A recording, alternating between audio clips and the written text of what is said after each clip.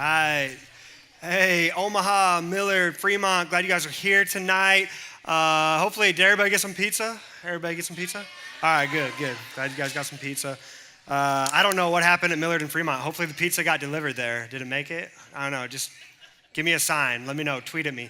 But hey, this is kind of fun. Our first Wednesday where we do something fun, crazy every month, something different out of the ordinary for us. So kind of fun to do it for the first time with all three campuses. Glad some of you guys invited friends out tonight. For those of you that maybe you've missed the last couple weeks or you've never been here before, we've been going on a road trip through the Bible. From here to there, we call it. We started in the beginning, and we're just trying to do this glance through the Bible of a few different sections from the beginning all the way to the end. And we're halfway there. We're 4 weeks in. And sometimes on road trips, you go on a detour, right? You guys ever just been on a detour? We went to CIY one year, and we had to go on this detour, and we got stuck in this terrible line of traffic, and it took forever. But it was the only way to get there. You have to go through detours sometimes. And tonight, we're going to take a little detour and then jump back on the main road to where we're going tonight. We're going to be looking at the book of Daniel. But before we look at that book, I want to tell you about a book in the Bible. And, man, I got to tell you guys, this book, I'll tell you what, it's explicit, okay? You guys, you were probably thinking, oh yeah, I know everything about the Bible. I've heard every story. I know it all, okay? This book, it was so explicit that Jewish boys that grew up in this culture, being raised and being taught the Bible, what they would do, they would teach them the Bible, and they would memorize it and learn it. But there was one book they were not allowed to even read, to even look at, until they got to a certain age. I think they had to be anywhere between 18 and 20 before they could look at this book. It's called the Song of Songs, or Song of Solomon. And man, I'll tell you what, don't go read it right now, all right? But it is, man, it's about a married couple and what happens when, newlyweds, when they get married, they go on a honeymoon. Yeah, y'all are getting awkward right now. Me too. It's getting hot. I'm sweating. This is I don't like talking about this stuff, but I think we need to. I need you guys to know that there's a book that talks about married sex in the Bible. That is what the Song of Songs is. Married sex is great, okay? Man, this is awkward already, I told you, it's gonna get weird. That is how God designed it. Y'all are getting so awkward. Me too. We're all turning red together. It's okay. God designed it to be good. He's the one that created it. We shouldn't be embarrassed or be like, oh, don't talk about that. Too often in the church, we're like, we don't talk about it. We just kind of say, let's ignore it. Let's just tell people sex is bad. Don't ever talk about it. God created it. He wants it to be good. He wants it to be a fun thing for people, for humans to enjoy. But he created boundaries for it to be enjoyed in. And so Song of Songs, it celebrates this guy named Solomon, who was a king of Israel, one of the wisest men to ever live and walk on this earth outside of Jesus. And it celebrates him marrying his first wife. Now, I say first wife because Solomon, he made some mistakes after that first marriage. This guy went on to have 700 wives. Yeah. And then on top of that, 300 concubines. I don't know if you're familiar with what a concubine is. There's really no PG-13 way to say it. It was promiscuous reasons. We'll just go with that, okay? Man, so Solomon, he started with one wife, but then he went on to have over 1,000, okay? This guy, he wanted to experience everything in life. And this book, though, he talks about it, his very first wife, and the love that they had for each other, and the love they shared with each other inside of marriage, God's covenant, and how special it was. And then he goes on throughout life, and he marries all these other women, and he takes all these other women to be his. And at the end of his life, he wrote this book called Ecclesiastes. At the end of his life, he says, I observed everything going on under the sun. This guy saw and did anything and everything he could possibly do on this earth. He was wealthy. There was nothing he could not do if he wanted to. I observed everything going on under the sun, and really, it is all meaningless, like chasing after the wind. It's all meaningless. He chased after pleasure. He chased after everything that he thought the world could provide him. One wife wasn't enough. So then he had a second and a third, and 600 later, it was ridiculous. He just kept chasing after pleasure in this world, trying to fulfill his desire, that hole in his heart that he felt. And at the end, it was all meaningless. Last week, the world began to celebrate and honor a man who passed away last Wednesday. And they talked about him and said he's a visionary. He was an entrepreneur. He did incredible things to advance society. This guy's name was Hugh Hefner. People celebrated him last week, and they honored him. This guy that created, that built the porn industry to what it is today in America. He started it, really. He wasn't the first to do it, but he was the first to really, truly figure out how to profit from it. And he did. And people look at him and they said, man, this guy, he did so much to advance our society, to push us forward in the way we thought about things. He did so much to destroy families, to destroy marriages, to destroy young men and young women, to make girls believe that they are worth nothing more than being an object of someone's desire for sex. That's what he did. And people honored and celebrated him last week. I don't want us here to celebrate his death. I don't want us here to say, oh, it's good that he's gone. He deserves it. That's missing the point. But I don't want us to celebrate his life. We shouldn't honor what he did. Ezekiel 33, verse 11. Let me read this verse for you. As surely as I live, says the sovereign Lord, I take no pleasure in the death of wicked people. I only want them to turn from their wicked ways so they can live. Turn from your wickedness. That's how we should look at people like Hugh Hefner. Anyone that you look at in this world and you say, man, they got a sin problem, they got evil in their life, their heart is not right, we should want them to turn from wickedness. We should never want anyone to experience hell. And that's why as Christians, it's our responsibility to go and make the name of Jesus known to people. That's what he's calling us to do. So we're not going to be happy about his death. We're not going to celebrate that, but don't get caught up in the lies of our world that say that this man was a hero, that he did incredible things, that he advanced our society. Don't believe that. That's a lie from the world. That's a lie from the culture around us. Girls, you are more than sex objects. And guys, you're better than that. Jesus said, if your own eye causes you to sin, take it out. Rip it out. Cut off your hand if it causes you to sin. Now that's a little extreme, right? Some of you, you're wrestling with temptation in your life. Some of you right now, you spend hours looking at porn on your phone every night. You don't have to rip out your eye. You don't have to cut off your hand, but throw away your phone.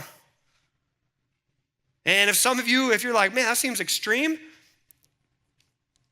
tap your neighbor on the shoulder and say, it's in the text. Go ahead, tap your neighbor on the shoulder and say, it's in the text. We can do that. Tell your mom and dad when you get home tonight, Mom, Dad, I am struggling in this area. I need you to rip this out of my life. I don't want you to cut my hand off. I don't want you to rip my eye out, actually, but I need you to help me cut this out of my life.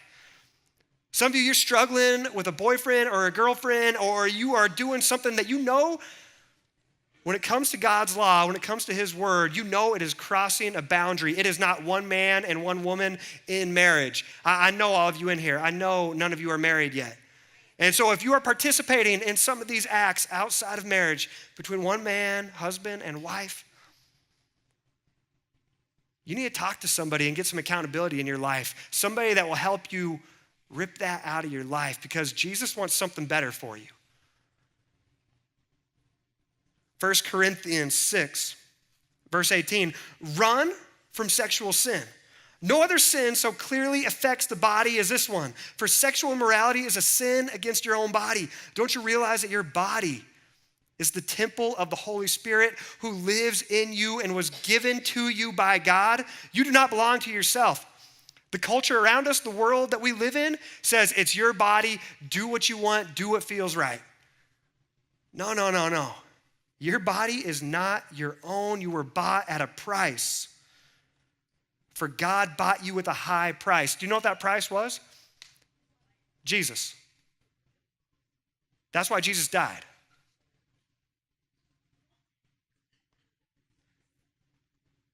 You do not belong to yourself, for God bought you with a high price, so you must honor God with your body. If you give your life to Jesus, guess what? You're not your own anymore. You are his. And he is calling you to a better way to live life. Our culture, they're telling us, all these celebrities, all these experts, they're telling us, hey, just, do whatever feels right, do what feels good. There is no Bible, there is no God. That's not real. It's all made up. It's a fairy tale. You decide what's true for you. That lie comes from people not wanting to feel guilt or shame. Because they know if there is an ultimate truth giver, if there is a God, and if this Bible is true, then all of a sudden they feel guilt and shame for the way they're living their life in sin, and they don't want to feel that. So they want to deny. That is what our world around us is doing right now. They don't want to accept the truth that there is one God, and he's given us his law, and he's written it on our hearts. Nobody wants to hear that. They want to hear, go and live how you want to live. Because that's freedom. That's what they think freedom looks like. You ever seen a goldfish? Just imagine I got a bowl here. I got a little goldfish in there. And this little goldfish, he's just kind of in this little bowl right here with water. And he is looking out at the outside world. And he's just saying, man, I want to be free. I don't want to be in here anymore. He's looking at the dogs and the cats, and he's saying, I want to live that life. I want to go be like them. And so this little goldfish, one day he says, I'm done living here in this bowl. I'm going outside the bowl. I'm done here. And he jumps out. You know what that fish does? He flops around for about 2 minutes and he dies. Sorry. That's what we're doing. God has given these boundaries not to keep us from freedom, but to protect us from what's outside these boundaries. He created the world. He created marriage. He said, this is a gift, and right here, this is your fishbowl. This is where you enjoy sex.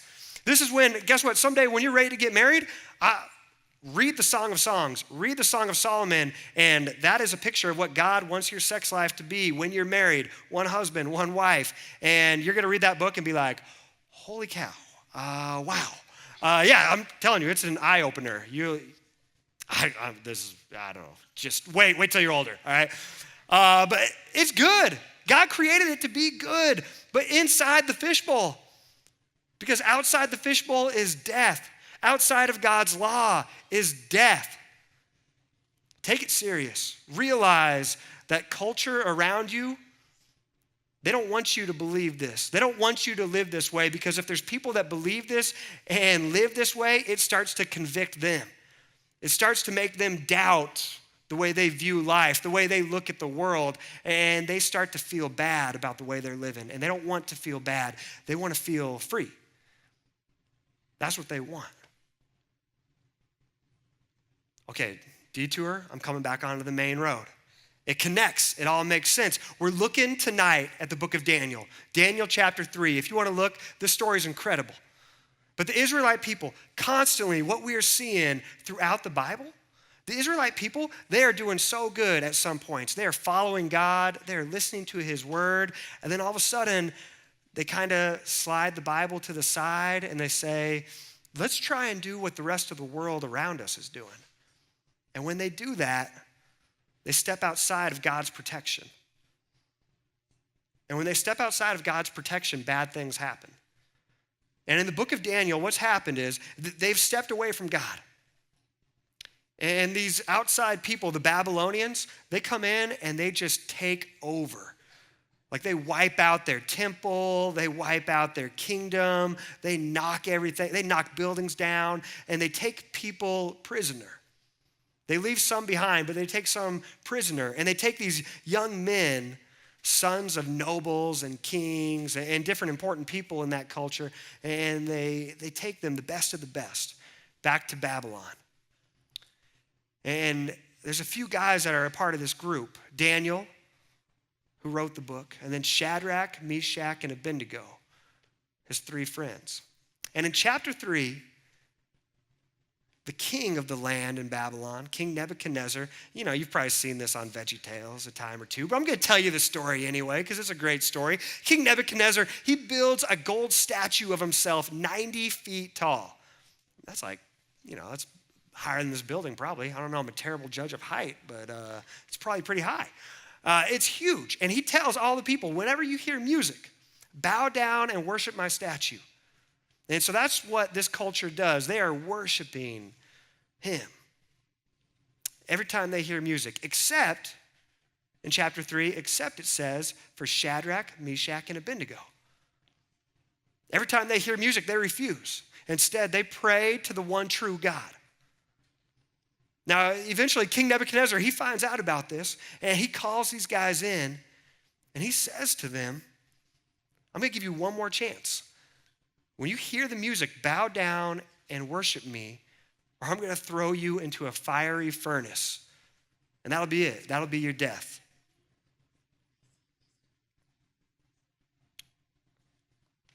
Verse 15, chapter 3. I will give you one more chance to bow down and worship the statue I have made. Shadrach, Meshach, and Abednego replied, O Nebuchadnezzar, we do not need to defend ourselves before you. If we are thrown into the blazing furnace, the God whom we serve is able to save us. He will rescue us from your power, your majesty. But even if he doesn't, we want to make it clear to you, your majesty, that we will never serve your gods or worship the gold statue you have set up. I love this. They tell him, we know our God is able to save us if that's what he chooses to do. But even if he doesn't, we don't care because we know in the next life, we will be safe. And it's worth following our God and trusting him because he's the one true God. Right now, in our world, people call us. In our world, social media calls us. If you're on social media at all, you see people calling you to believe certain things. You see it in your schools. You see people and you hear people telling you, if you don't believe this, you're wrong or you're ignorant or you're a bigot. And more, what our world is trying to do is they're trying to push Jesus and the Bible and God out of culture. And if you follow that way, you're in the wrong. Right, girls? Yeah. You don't have to clap. It's all right. So, more and more, we're feeling that pressure like what Shadrach, Meshach, and Abednego are feeling here. We're not facing death yet. I do think the farther that we progress as a culture, the more we're going to see Christianity persecuted. It may not happen in our lifetime, but maybe our kids or our grandkids, eventually, that is where this world is heading.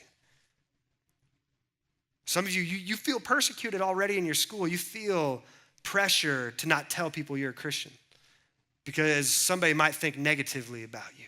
They might say something bad about you. Your friends might stop being your friends if you let them know that you believe in God. Some of you are feeling that pressure. Will you be like Shadrach, Meshach, and Abednego and have faith in the one true God, that he will rescue you because he is able? But even if he does not rescue you here in this life, you're guaranteed rescue in the next because of Jesus and what he's done on the cross. That's the confidence these guys have in God. And so what happens, they tie these three guys up and they throw them into the fire. And the men that throw them into the fire is so hot, it burns those men up and it kills them. But then just a few moments later, King Nebuchadnezzar, he looks into the fire and he sees the three of them dancing, and there's a fourth man in the fire. Nobody really knows who it is. Some people think it's Jesus before he came in the Gospels. But those are just theories. We don't know who it is, but it's interesting. There's this fourth man that had taken the ropes off, and they were there and they were dancing in the fire. They were free. God had saved them. He had rescued them. Right now, in our world, you're facing troubles. You're facing difficulties. You're facing pressure to live and act a certain way. Will you stand up for Jesus? Will you stand up for the Bible? Will you keep following him? Even when it looks like no one else will.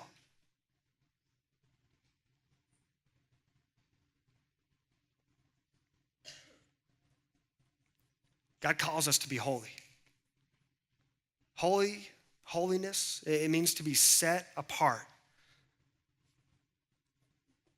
You got the world and what they believe over here, and God, the way he wants you to live, he wants it to be set apart from the rest of the world. That's why he gave us his law. That's why he gave us the Bible. Because when we follow it, when we live it out, when we trust in him, it sets us apart from the rest of the world. And when we do that, he's calling us to be a light for the people living over here, to be a light for the people in the darkness. Not to judge them, not to hate them, not to wish bad things upon them, but to be a light for them, to offer them up hope during troubled times. And you know, if you look around our world today, there is trouble. Hurricane Harvey, what happened in Vegas this week, the hurricane that hurt Puerto Rico, there's people hurting and there's people in trouble, people that don't know what to do right now and they don't know where to turn. And God is calling us to be a light, to be hope. And if you want to be a light, that means setting yourself apart from the rest of the world. And you can't do that unless you start living this book out. And you can't live this book out unless you start reading it.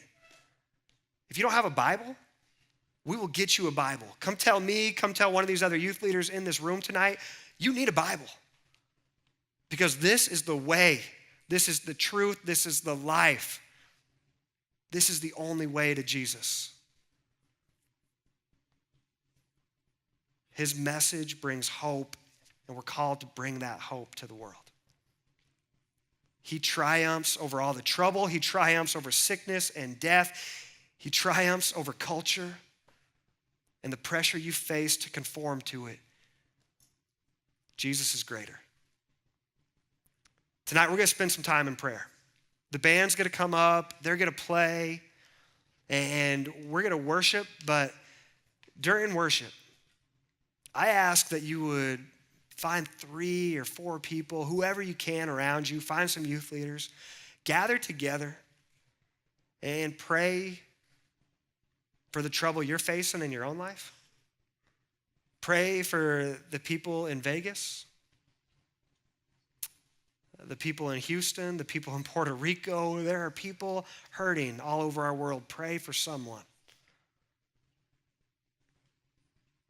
I'll pray as the band gets going, but I ask, let's stand and pray together tonight. And when I finish praying, I ask that you guys would stay in this moment of worship and find a couple people around to pray a little bit longer with tonight, to pray for and pray about our world. Let's pray. God, thank you for this group of students and leaders. And God, thank you for how you are moving and working in our lives. And God, I pray that we would be confident in the hope that you give us, that we would be confident in the triumph you give us over evil. Whether it's in this life or the next, help us to be confident in that victory, God. That you will rescue us, that you already have rescued us on the cross. Help us to bring that hope to others in this world. In your name we pray.